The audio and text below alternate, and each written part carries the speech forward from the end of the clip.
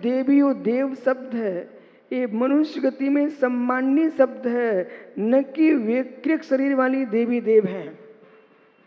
समझना ध्यान से, वैकृत शरीर वाले देवी देव ये नहीं है।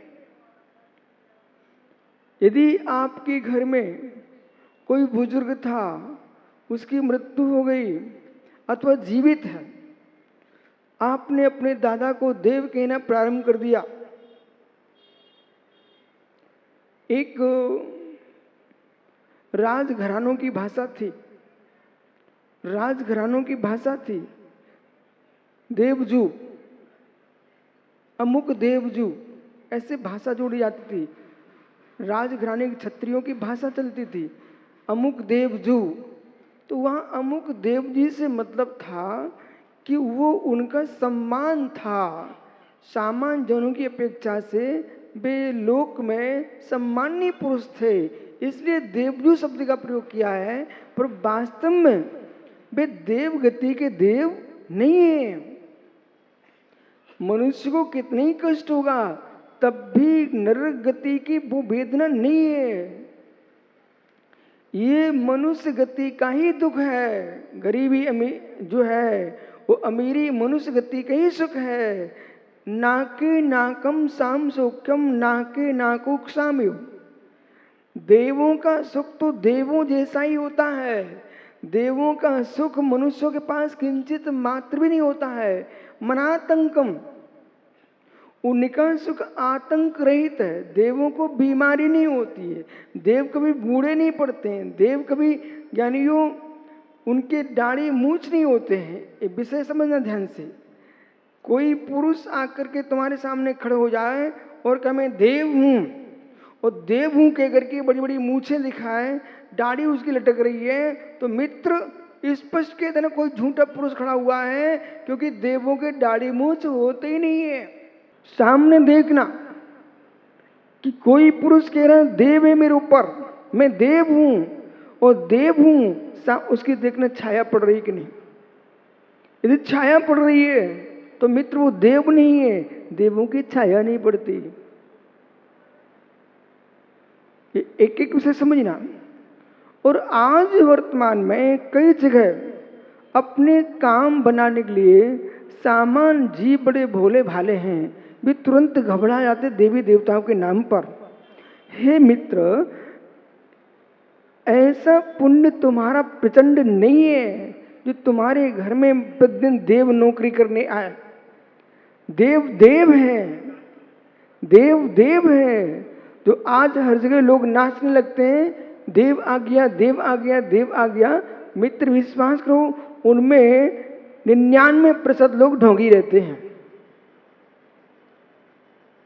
और लोग इतने भयभीत हो जाते हैं कि अब क्या होगा, देव आ गया है। वो ऐसा बोल रहा है, कुछ नहीं मित्र, उसकी चिंगली पकड़ लेना, वो अच्छे से दबाना, अपने आप देव उतर जाएगा उनका।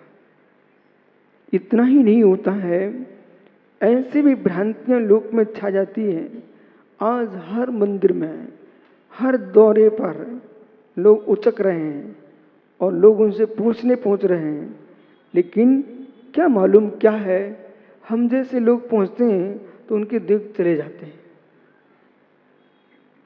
फिर उनके देव चले जाते हैं, वो यूं कह के चले जाते हैं, स्वामी आपसे क्या बोल सकते हैं, मेरे से नहीं बोल सकते हो तो वे सामान्य जनता को परेशान क्यों करते हो। जब जब कहीं संगई जी, जब जब देव आए उससे ये मत पूछना क्या होने वाला है, उससे ये पूछना क्या हो चुका है। क्या होने वाले की बातें बहुत गड़बड़ हो जाती हैं, उससे पूछना क्या हो चुका है, और हो चुका क्या है, 3 दिन पहले मैंने क्या खाया था पहले वो बताओ। यदि वो बता सकता है, और आगे की ऐसी बातें पूछना जो तुम्हारे जीवन में घटित हों, वो नहीं बता पाएगा। जब नहीं बता पाएगा तो मेरे मित्र, देव तो भूत को भी बताना जानता है, भविष्य को भी बताना जानता है। जब तू भूत को नहीं बता पा रहा है, यदि भूत तेरा असत्य हो रहा है तो भविष्य भी तेरा असत्य ही होगा। अपना प्रभाव बनाने के लिए जगत को छलना। जिस जीव ने सुख में भी देवता के नाम पर सिर हिला दिया, वर्तमान में वो मनुष्य है, लेकिन मित्र ध्यान रखना, यदि थोड़ा धर्मात्मा हुआ तो भविष्य में उसको व्यंतर ही बनना पड़ेगा। माताओं, मत सताना परिवार के लोगों को, ये आप लोगों से बनता है। दत्ती बांध लेना, ही हू करने लग जाना, तो लोग बेचारे समझते हैं कि बहू को, बेटी को कोई व्यंतर लग गया, वो अंदर ही अंदर मुस्कुराती है, अब तुम पागल घूमो हमारे पीछे।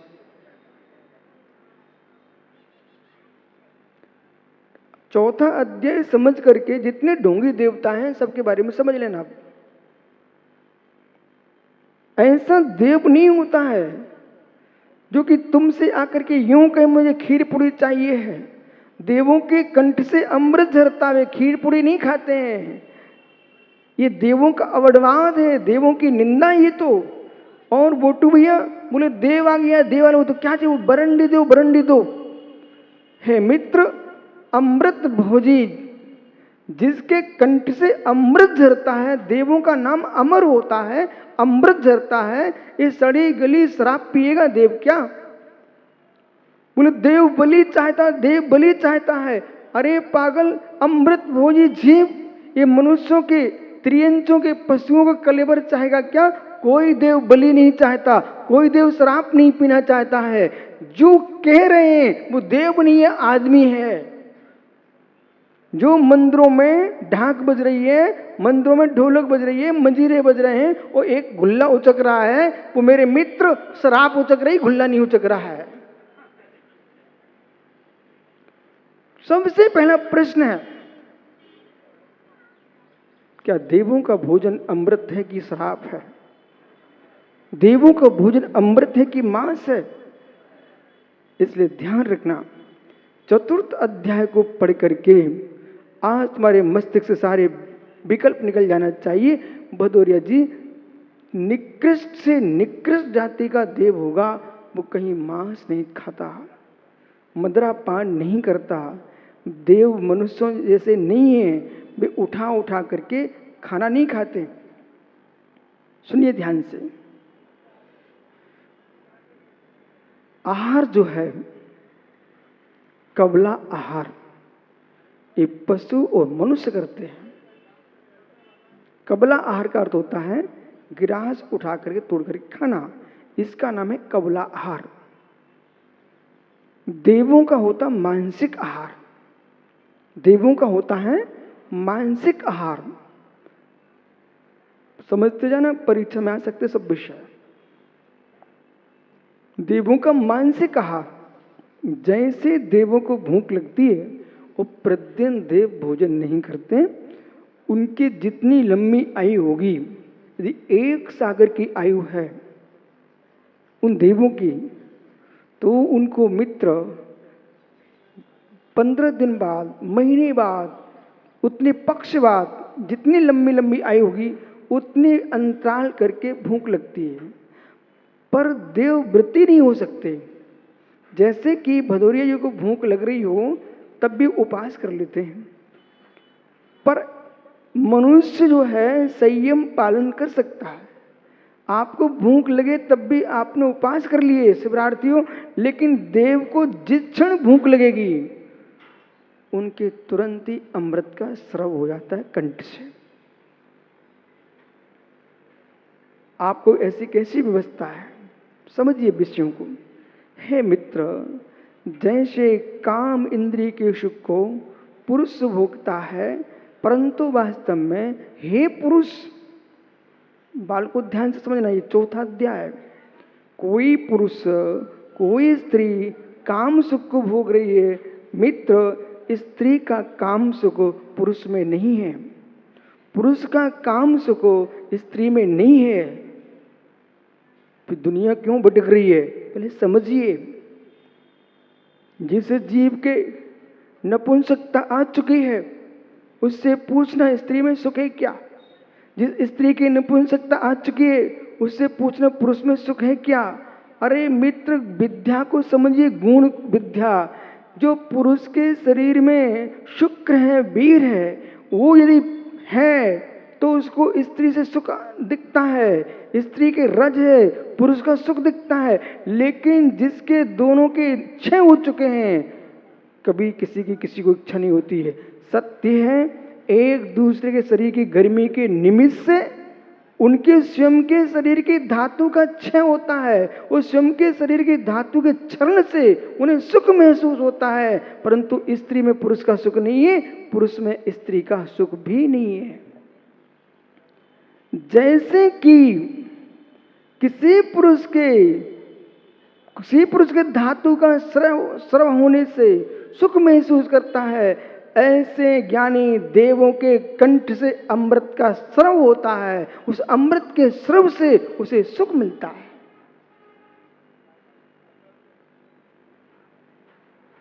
कोई भोजन नहीं, कोई पानी नहीं पीते देव, न खीर चाहते देव, न पुड़े चाहते देव। विश्वास मानिए, जगत का कोई भी देव होगा वो खीर नहीं खाता, जगत का कोई भी देव होगा पुड़ी भी नहीं खाता, क्योंकि उनका भोजन कबलाहार है ही नहीं है। देवों का आहार का नाम है मानसिक आहार। चिंतन करने से उनकी क्षुधा दूर हो जाती है। अभी सूत्र आगे बहुत आने वाले हैं। ओज आहार, एक आहार का नाम है ओज आहार। अंडे के अंदर जो पक्षी चूजे रहते हैं तो वहां थोड़े दाना चुगता है। मादा पक्षी अंडे पर बैठता है और बैठ करके अपने शरीर की ओज को देता है, गर्मी को देता है, ऊष्मा को देता है। उस मादा पक्षी की ऊष्मा से, शरीर की गर्माहट से अंडे में जो जीव है वो वर्धमान होता, वृद्धि को प्राप्त होता है। वहां उसको भोजन मिल रहा है, आहार मिल रहा है, उसका नाम है ओज आहार। क्या है? समझते जाना। ओज आहार, अंडे में जो प्राणी है उसका ओज आहार। एक इंद्रिय वनस्पति है, वो भी आहार लेती है। जैसे नीम का वृक्ष खड़ा है, ये भी आहार लेता है, परंतु इनका जो आहार होता है वो लेप आहार होता है। कौन सा आहार है? लेप आहार है। खाद पानी डाल दिया जाता है ऊपर से, वो लेप आहार है। कर्म नो कर्म आहार, कर्म नो कर्म आहार। केवली भगवान का शरीर पुष्ट है, एक कर्म नो कर्म आहार है। ये आहार के भेद हैं। परंतु कुछ जीवों ने माना कि शिवरार्थियों बेटा एक एक विषय संभल के सुनना, ये कलयुग है। कलयुग में लोग अपने स्वार्थों की बात करना बहुत जानते हैं। जिसको संयम पालन करते नहीं बनता बेचारे को, वो संयमियों की निंदा करता है। और जिसको ज्ञान प्राप्ति का क्षयोपशम नहीं है तो वो ज्ञानी जनों की निंदा करता है। जब देखो तो विद्वानों की धुलाई, और विद्वान जब देखो तो साधुओं की धुलाई। ये तत्व ज्ञान नहीं है दोनों के पास। सत्य ये है, जो विद्वान है उसकी भी आवश्यकता है, साधु है उसकी भी आवश्यकता है। विद्वान को सोचना चाहिए मेरे पास ज्ञान प्राप्ति की योग्यता तो है, पर संयम प्राप्ति की योग्यता नहीं है। संयम ही महान है। परंतु जो संयमी संयम का अच्छे से पालन कर रहा है, उसका कर्तव्य बनता है आप संयम का पालन करके स्वयं का कल्याण कर लेंगे। लेकिन देश में, समाज में, राष्ट्र में कोई धार्मिक अनुष्ठान है, इनकी आवश्यकता पड़ती है, तो वहाँ तुम कैसे काम करोगे? वहाँ तो विद्वान चाहिए ही पड़ेगा ना। तो वहाँ विद्वान की आवश्यकता है। विद्वान यदि नहीं होगा, विद्वान नहीं होगा तो बहुत सारे काम तुम्हारे अधूरे रह जाएंगे। वहाँ विद्वता की आवश्यकता है। लेकिन अपने अपने क्षेत्र में दोनों सही हैं, पर एक दूसरे के विनय का भाव रखो। किसी को तंग मत करो, तंग मत करो। अब पूछे कारण को, जो छात्र होशियार होते हैं वे अपने आप क्लास में आगे आके बैठ जाते हैं। मध्यम वाले के मध्य स्थान रहता है, आप अनुभव कर लेना। और आप तो प्रोफेसर हो, समझते हो सब। और बिल्कुल पीछे लायक होते हैं, वो अपने पीछे आते पीछे चले जाते हैं। यदि होशियार छात्र के साथ मध्यम रुचि अथवा जघन्य रुचि वाला छात्र फंस जाए, जिज्ञासु होगा तो उसे कुछ सीख लेगा, और जिज्ञासु नहीं है तो उसका सिर दर्द करता है। ईमानदारी का विषय। इसी प्रकार से चाहे छात्र हों, चाहे साधु वर्ग हों, त्यागी वर्ग हों, जिनको ज्ञान से रुचि है वे ज्ञान के क्षेत्र में प्रसन्न होंगे। जिनको ज्ञान की रुचि नहीं है वे इधर उधर सिर करके और अपना समय पास करेंगे। अन्य कार्यों में बुद्धि लगती है, इससे व्यक्ति के अंदर की क्षोभसम का बोध होता है, अंदर की होनहार का बोध होता है, और ये तुम्हारी ललक ही तुम्हारे भविष्य की झलक का ज्ञान कराती है। ललक है तो झलक है। व्यवस्थित बैठना, अनवस्थित बैठना, ऋषभ एक व्यक्ति की होनहार को बताती है। व्यवस्थित बोलना, अनवस्थित बोलना व्यक्ति की होनहार को बताती है। व्यवस्थित सोना, अनवस्थित सोना व्यक्ति की होनहार को बताती है। देव जो बनने वाले होते हैं उनके लक्षण मनुष्य गति में देव जैसे दिखने लगते हैं। सुनते जाइए अब। जिस जीव का समाधि मरण होना है, जीवन भर उसने पाप किए ऐसा आपको लगता है, लेकिन जैसे समाधि का काल आएगा वो पाप छोड़ना बंद कर देगा।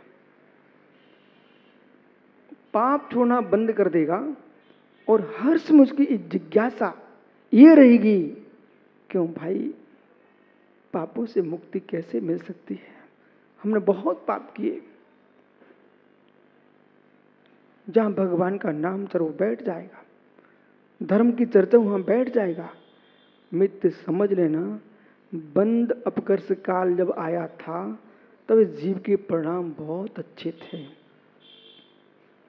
भले इसने पाप किए हों पर छल कपट नहीं किए।